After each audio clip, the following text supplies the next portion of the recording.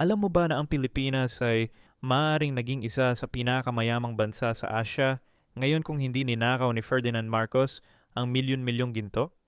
Kung hindi niya itinago ang 10 bilyong dolyar sa mga Swiss bank, hindi sana bumagsak ang ekonomiya ng Pilipinas noong dekada 80. Milyon-milyong Pilipino sana ay hindi naghirap. Walang mangyayaring people power revolution. Ang buong Southeast Asia ay magkakaibang political landscape. Ang Switzerland ay hindi sana na-challenge ang kanilang banking secrecy laws. Sa buong mundo, ang mga international money laundering investigations ay hindi sana nag-develop ng mga advanced techniques. Ang ibang mga diktador ay hindi sana natutong magtago ng stolen wealth sa ganitong paraan. Marcos ang naging teacher sa criminal world kung paano magnakaw ng government funds at itago sa ibang bansa. Ang kanyang sophisticated money laundering operation ay naging blueprint para sa susunod na mga corrupt leaders. Ngayon, ang Pilipinas ay maaaring Singapore or Japan level na ang development. Ang 10 bilyong dolyar na iyon ay sapat na para gawing first world country ang ating bansa. Isang pagnanakaw lang ang nagbago sa kasaysayan natin.